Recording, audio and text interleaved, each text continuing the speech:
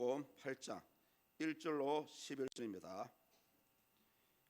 계속해서 제 시간에는 이 요한복음을 강의하고 있습니다.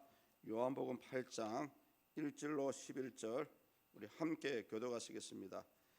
예수는 감난산으로 가시니라.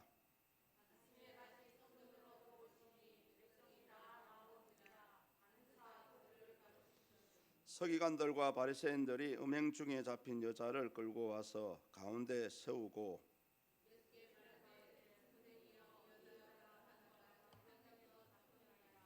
모세는 율법에 이러한 여자를 돌로 치라 명하였거니와 선생은 어떻게 말하겠나이까?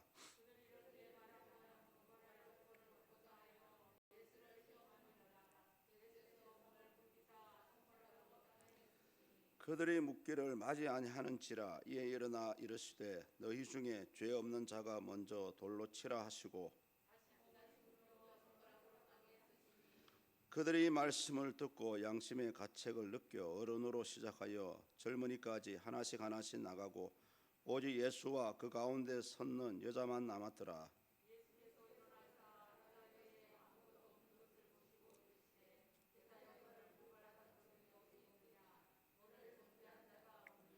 11절 함께 봅니다. 대답하되 주여 없나이다. 예수께서 이르시되 나도 너를 정죄하지 아니하노니 가서 다시는 죄를 범하지 말라 하시니라. 아멘.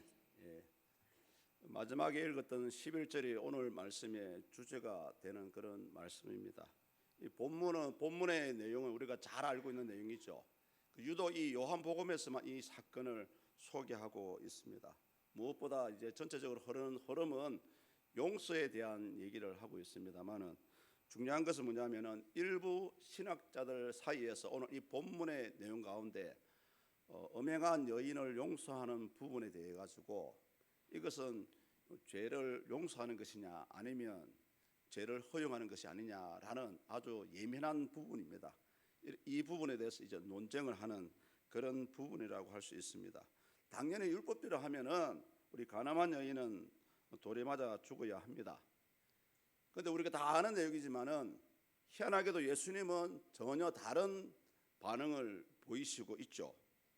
당시 서기관들과 바리새인들은 당연히 율법대로 이 가늠한 여인을 정죄하기를 원했습니다만은 예수님은 충분히 그런 자격이 있었음에도 불구하고 오히려 그들과의 반대적인 그런 행동을 보여주고 있습니다. 따라서 우리는 오늘 이 사건을 통해서 과연 예수님께서 우리에게 어떤 교훈을 하시려고 어떤 생각으로 그렇게 행동하시는지 예수님의 의도를 한번 우리가 알아봤으면 좋겠고요.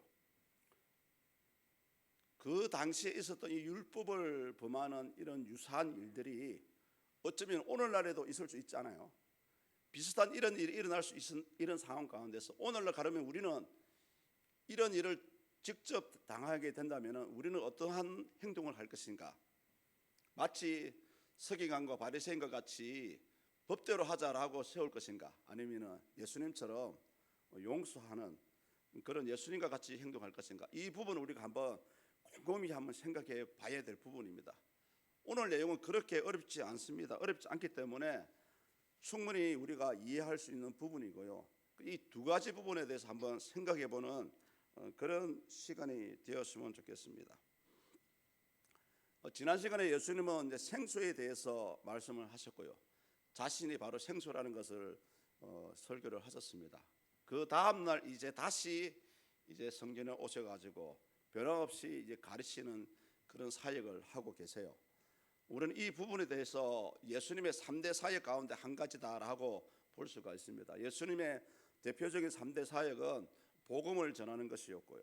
또 한 가지는 병자를 치유하는 치료 사역이었고 오늘처럼 이제 하나님 나라와 말씀에 대해서 가르치는 그런 사역을 예수님의 3대 사역이라고 할 수가 있습니다.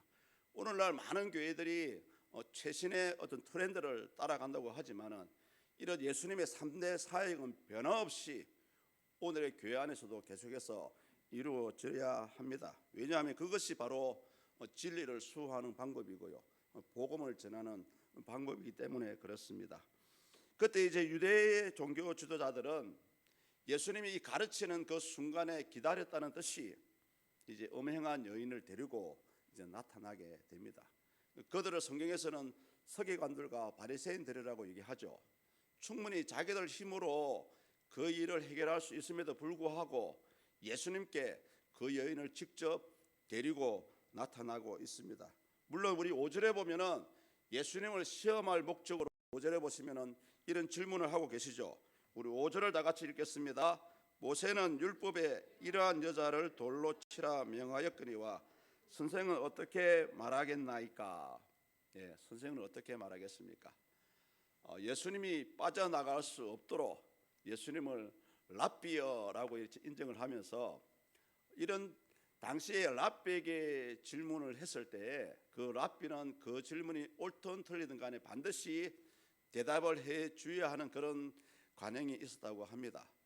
그래서 이제 이 사람들이 예수님을 이제 어쩔 수 없이 이 부분에 대해서 답변을 하시도록 유도를 하고 있죠. 물론 이 사람들의 의도는 자기들이 생각하는 것처럼 예수님이 이 여인을 돌로 치라라는 그런 대답을 하기를 원했던 것 같습니다. 왜냐하면 만약에 예수님이 그 말을 하는 순간에 예수님은 그 당시 이스라엘을 지배하고 있는 이 로마의 법을 어기는 범법자가 되는 순간이라고 할 수 있기 때문입니다. 신명기 22장에 보면은 당연히 가늠한 여인은 사형을 당해야 마땅합니다. 오늘 이 5절과 같이 서기관들과 바리새인들이 질문하는 그 의도가 숨어 있어요.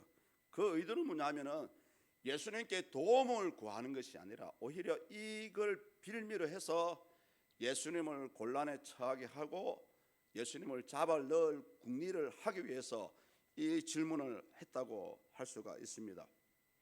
이 부분에 대해서 이어나는 6절에서 우리에게 보여주고 있죠. 그들이 이렇게 말하면 고발할 조건을 얻고자 하여 예수를 시험함이라. 예수께서 몸을 굽히사 손가락으로 땅에 쓰시니. 만약에 그때 예수님께서 돌로 치라라고 했다면은 예수님은 당연히 살인 교사죄를 범하게 됩니다. 그 로마의 법에 의하면은 사람을 죽일 수 있는 권한은 황제나 황제의 대리 역할을 하고 있는 총독만이 그런 명령을 내릴 수 있었기 때문입니다. 그러나 이 유대 지도자들의 그들의 의도와는 달리 예수님은 전혀 다른 행동을 하시고 계시죠. 6절 하반절을 보십시오. 예수께서 몸을 굽히사 손가락으로 땅에 쓰시니.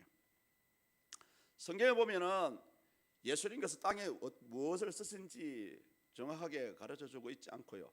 또 많은 신학자들은 과연 예수님께서 어떠한 내용을 땅에 적으셨을까 굉장히 많은 관심을 가지고 있습니다.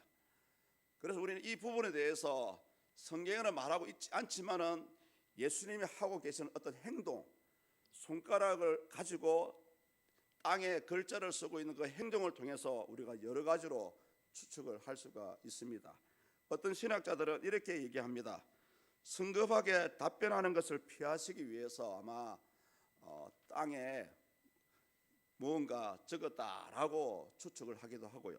또 어떤 사람은 그 당시 예수님 그 가늠한 여인을 죽이려고 많은 사람들이 흥분을 하고 있었기 때문에 그 사람들을 진정시키려고 아마 시간을 벌기 위해서 무엇을 적었다라고 추측을 하기도 하고요.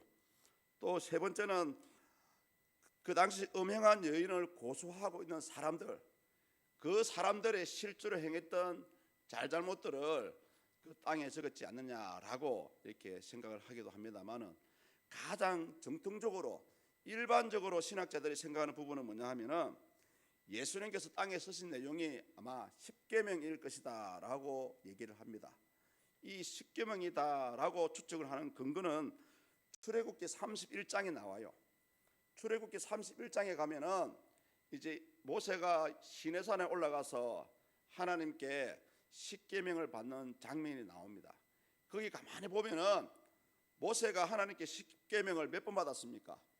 십계명이 적힌 돌판을 2번 받아요. 그것도 성경 이 출애굽기 31장에 들어가 보시면은 하나님께서 손가락으로 직접 적으셨다는 내용이 나옵니다. 첫 번째 돌판도 하나님께서 직접 깎았었고요, 또 직접 손가락으로 십계명을 적었다라고 나옵니다.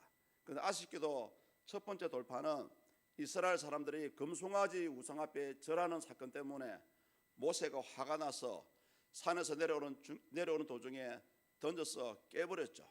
또 두 번째 모세가 올라가서 하나님께 십계명을 받을 때는 직접 돌을 깎아서 미리 돌판을 2개를 준비를 해서 산에 올라가서 하나님께서 그때도 어김없이 손가락으로 하나님께서 글을 적어 주셨다고 성경은 얘기합니다. 이 두 번의 그 십계명 돌판을 받은 사건을 비유해서 아마 예수님도 그런 사건을 생각해서 땅에 십계명을 적었다라고 추측을 합니다. 오늘 본문에도 보면은 예수님께서 땅에 무언가 적는다라는 표시가 2번 나와 있죠. 6절에도 나와 있고요. 보십시오. 6절 하반절에 나와 있죠. 8절에도 나와 있습니다. 땅에 쓰시는 장면이. 그래서 아마 우리 신학자들은 예수님께서 출애굽기 31장의 사건을 생각해서 이렇게 동일하게 이제 십계명을 적었지 않느냐라고 생각을 하고 있습니다. 어찌됐든 예수님은 이런 행동을 하신 후에 이제 당신의 답변을 제시를 하고 있죠. 본문 7절입니다. 우리 다 같이 읽습니다. 그들이 묻기를 마지 아니하는지라 이에 일어나 이르시되 너희 중에 죄 없는 자가 먼저 돌로 치라 하시고. 아멘. 분명히 사람들은 예수님께서 땅에 적는 내용을 분명히 봤을 것입니다. 또 그 내용이 무엇인지 알았을 거예요. 그 후에 이제 예수님께서 이 말씀을 하신 거거든요. 너희 중에 죄 없는 자가 먼저 돌로 치라.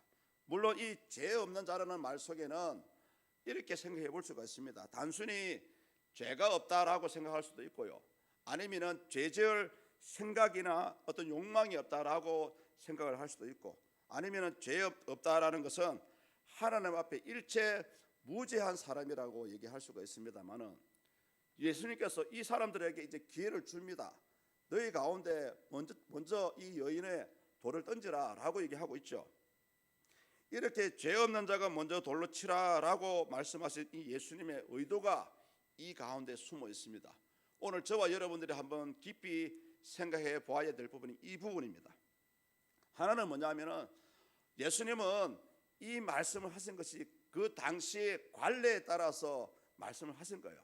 틀린 말씀이 아니고요, 전혀 없던 말씀도 아니고 죄 없는 자가 먼저 돌로 치라라고 말씀합니다.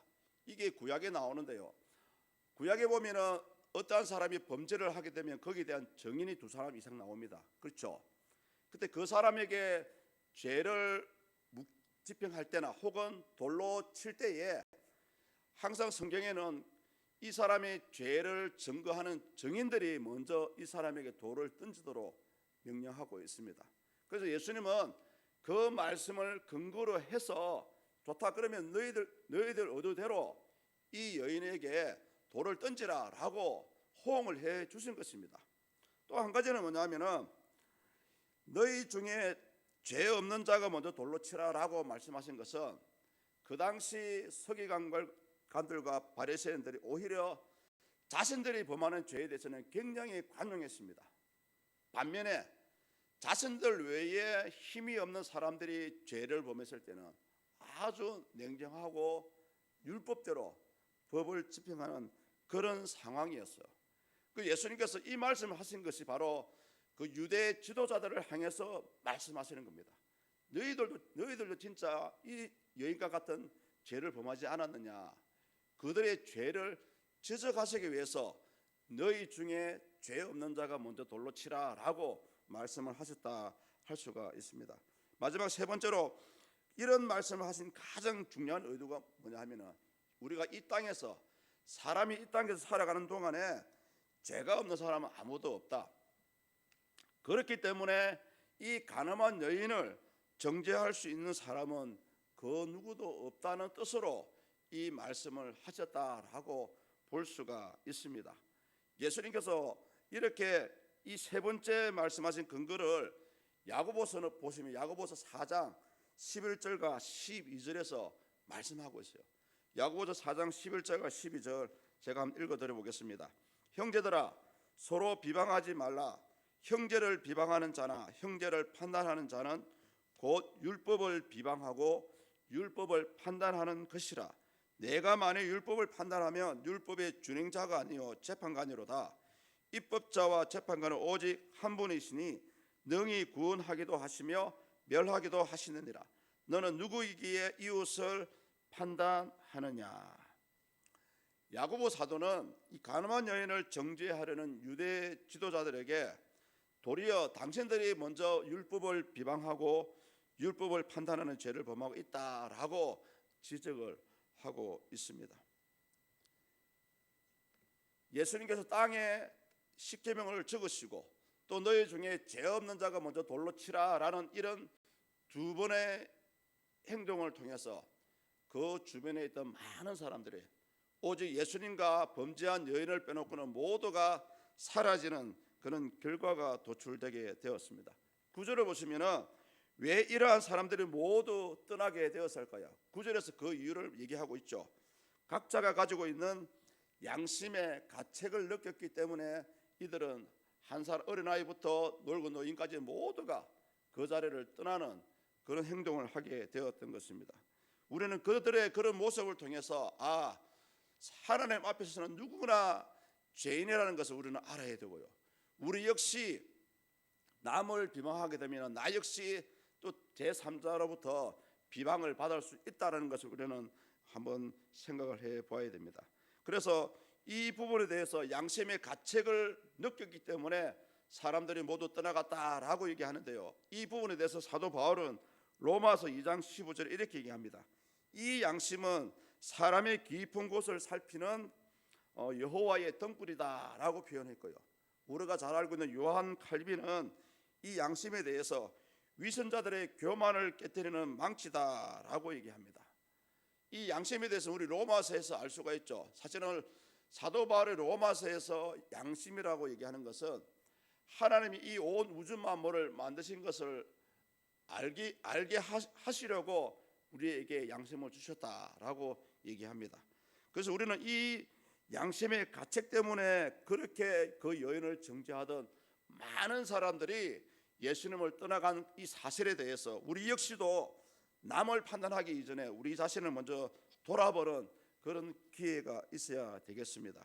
끝으로 예수님은 이제 이 가늠한 여인에게 그 여인의 죄를 용서하시면서 이제 어떻게 하면 새로운 사람으로 어떻게 새로운 방향으로 용서받은 후에 어떠한 삶을 살아가야 되는지를 마지막 11절에서 제시를 하고 있습니다. 우리 11절을 다 같이 읽겠습니다. 대답하되 주여 없나이다. 예수께서 이르시되 나도 너를 정죄하지 아니하노니 가서 다시는 죄를 범하지 말라 하시니라. 아멘. 우리는 이 말씀을 통해서 한 가지 중요한 교훈을 얻을 수가 있습니다. 물론 때에 따라서 우리가 죄인에 대해서 하나님의 말씀에 비추어 정죄할 때도 있긴 있습니다만 중요한 것은 정죄하는 게 중요한 것이 아니고요. 누구의 죄를 지적하는 게 중요한 것이 아니고 그 죄를 지적한 후에 어떻게 하면 저 사람이 하나님의 말씀대로 바르게 살아갈 수 있을지 그의 삶의 방향을 우리가 제시할 수 있어야 합니다. 오늘 예수님도 이 가늠한 여인에게 나도 너를 정죄하지 아니한다 하시면서 이 말씀을 하시죠. 한마디로 예수님이 이 땅에 오신 것은 세상을 심판하기 위해서 오신 것이 아니고 오히려 이렇게 죄악된 세상과 죄에 눌려 살아가는 사람들을 살리기 위해서 오셨다라는 것을 이 11절에서 보여주고 있는 부분입니다. 그래서 이 부분에 대해서 요한복음 3장 17절에는 이렇게 얘기합니다. 하나님이 그 아들을 세상에 보내신 것은 세상을 심판하려 하심이 아니요 그로 말미암아 세상이 구원을 받게 하려 하심이라. 예수님은 당신 자신에게 주어진 사명을 감당하시기 위해서 충분히 그 가늠한 여인을 율법에 비추어서 정죄할 수도 있었습니다. 그럼에도 불구하고 예수님은 정죄를 하지 않았어요. 왜냐하면 예수님은 이 죄를 정죄하는 게 중요한 것이 아니고 만약에 그 당시에 예수님께서 그 여인을 율법에 따라서 돌로 치라라고 했다면 분명히 그 여인은 그 현장에서 죽을 수밖에 없었을 것입니다. 예수님이 나도 너를 정죄하지 않는다라고 말씀하신 이유는 뭐냐 하면은 그 여인의 생명뿐만 아니고요, 그 여인 속에 있는 영혼까지 사랑하는 마음을 가지고 있었기 때문에 그렇습니다. 오늘 많은 분들이 이런 예수님의 사랑을 오해를 많이 합니다. 그러면서 예수님은 다시 새로운 길을 제시하죠. 보십시오. 다시는 죄를 범하지 말라. 다시는 죄를 범하지 말라. 우리는 이 부분을 통해서 예수님께서 율법과는 달리 이 가늠한 여인을 용서하신 것은 그의 죄를 용서하신 것이지 죄를 허용한 것은 아니었습니다. 다시 말씀드리면은 우리가 예수 그리스도로 말미암아서 구원을 받고 천국을 약속을 받았다면은 우리는 이 기회를 놓치지 않기 위해서 붙잡아야 될 게 두 가지가 있습니다. 한 가지는 뭐냐면은 바로 죄로부터 멀리 해야 된다는 거죠. 죄는 저와 여러분들을 하나님과의 사이를 분리시키는 원인입니다. 또 한 가지는 뭐냐면은 사람은 망각의 동물이다라고 얘기합니다. 하나님의 은혜를 받고 구원의 기쁨을 받았을 때는 너무나 기뻐하고 좋아합니다만은 시간이 지나다 보면은 이런 귀한 은혜를 사람들이 놓쳐버려요. 그러다 보니까 19은 이 은혜를 잊어버리는 사람은 대부분 교회를 떠나갑니다. 오늘 예수님께서 다시는 죄를 범하지 말라라고 얘기한 것이 뭐냐면 그 의미 안에는 내가 너에게 베풀어준 이 구원의 은혜를 잊지 말라라고 말씀을 하고 계신 부분입니다. 그래서 우리는 이 부분에 대해서 예수님께서 율법으로 하면 당연히 그 여인을 심판하고 정죄하셔야 되지만은 당신의 이 땅에 오신 사역을 봤을 때는 충분히 용서하시고 그 여인이 새로운 믿음의 삶을 살아갈 수 있는 길을 열어주셨다라고 우리는 볼 수가 있어요. 오늘날 우리 교회가 많은 사회로부터 어떻게 보면은 눈에 보이지 않는 거리감을 두고 있습니다. 그 원인이 뭐냐 하면은 우리가 사랑할 때는 진짜 많이 사랑하고 좋아하는데 유독 사람이 실수하게 되면 그 실수한 부분에 대해서 우리가 품어주고 이해하고 용서하고 또 그것이 잘못이고 이러한 길로 가야 된다 이 가르친 부분에 대해서 좀 교회가 약했기 때문에 그런 눈에 보이지 않는 현상이 일어났지 않나라고 생각이 되어집니다. 그렇습니다. 오늘 예수님께서 이 가늠한 여인을 정죄하지 않은 것은 뭐냐 하면은 율법으로 잣대를 비추어서 충분히 정죄하고 벌을 줄 수도 있지만 사실은 용서를 통해서 그 사람의 생명과 그 사람 속에 있는 영혼을 살리고자 하는 그런 중요한 의도가 숨어 있었다라고 우리는 볼 수가 있습니다. 따라서 우리는 이 땅에 살아갈 우리 신자들은 때에 따라서는 말씀의 잣대에 비추어서 사람이 잘못한 것에 대해서는 분명히 짚어줘야 됩니다. 그렇지만 허물은 지적해야 되지만은 그 허물을 용서하고 다시금 예수 그리스도의 사랑으로 또 하나님의 말씀으로 세워서 바른 신앙의 삶을 살아갈 수 있도록 그 길을 열어 주어야 합니다. 오늘 이 가늠한 여인을 정죄하지 않았던 예수님의 의도 역시 바로 이거예요.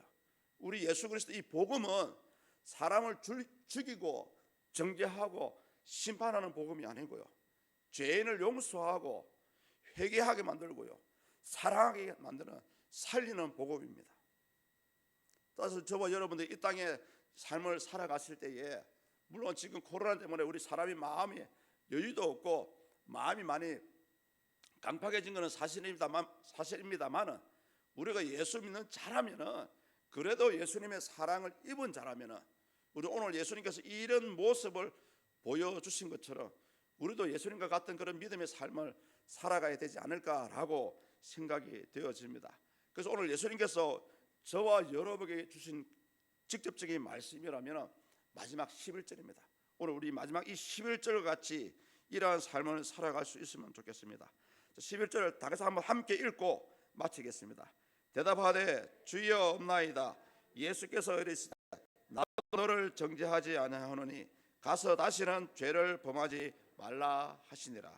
아멘. 이제 우리 나가서 한번 기도하는 시간을 가지도록 하겠습니다. 하나님, 그래서